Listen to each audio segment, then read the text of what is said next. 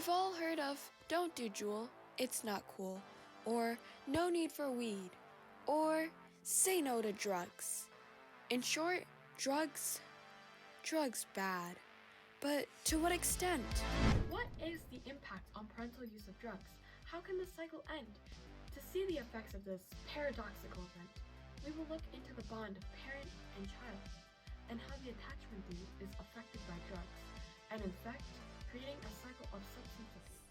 First, we must look at the relationship between parent and child. This relationship is fundamental to a success in life, including cognitive competence, social competence, emotional and behavior competence, and their physical health and safety in general.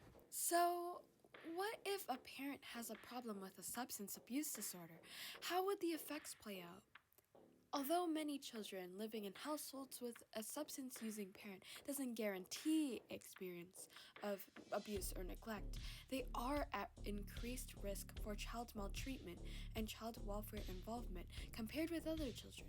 Joseph Biderman, professor of psychiatry at Harvard Medical School, and American psychologist Stephen Farone found in 2000 that children who are exposed to parents with SUDs are more likely to develop SUD symptoms themselves. This is the truth where bad nurturing behavior from the parents and good nurturing behavior of parents is passed to the child. This highlights the attachment theory created by John Bowlby and Mary Ainsworth in 1991, which is that the quality of attachment will be determined by how the primary caregiver responds to these indications. A secure bond is formed when the kid perceives the primary caregiver as attentive and nurturing. If the kid perceives the primary caregiver to be unresponsive or inconsistent, an insecure attachment may develop, which can lead to anxiety, despair, and failure to thrive. Bergen and McCullough's work highlights that an adult's caregiving skills have a higher predictive power on quality of the infant attachment with respect to the levels of intrauterine drug exposure, suggesting that the latter would be not capable of interfering with the establishment of a secure bond. In short, if a parent has a substance abuse disorder, it creates a weak bond with their child, and the chance of success in life and the skills of the child will be lessened. While these factors can't completely determine someone's life, these patterns will repeat itself and create a domino effect. And he and the other Westmore, a guy who grew up with the same name as him, had a drastically different outcome in life. And it was emphasized that the expectations placed upon him, like being sent to military school because his mother realized that he was getting out of shape, versus being sent to his aunt's house. The other Westmore had started a whole drug game himself. While drugs were not the first domino to tip over, it was eventually the deciding factor that would lead to whether they would end up in prison or not. In a different set of dominoes, Prison West saw that the people would line up around the corner for drugs. The people would do anything to score.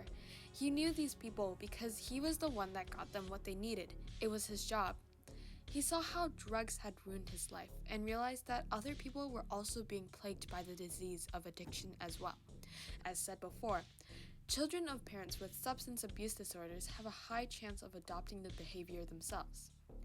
Westmore, in his memoir and in his interviews, heavily highlighted that he thought the difference between him and the man with the same name as him were the expectations set upon him, while the other Wests who went to prison had a brother and a mother who disapproved of drug dealing.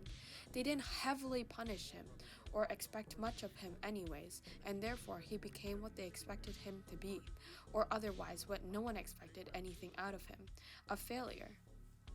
Statistics don't control your life. In fact, when West realized he was becoming the root to why other kids were dealing with the same problem as him, he wanted to change. And change for him required so much intensity and effort to flip his life around that he eventually succumbed back to his original behaviors. Substance abuse disorder, in the end, is a mental disorder, meaning the best way to recover is to get therapy. I think that it's very important to pay attention to patterns and history that has happened for many others to not fall in these traps yourself.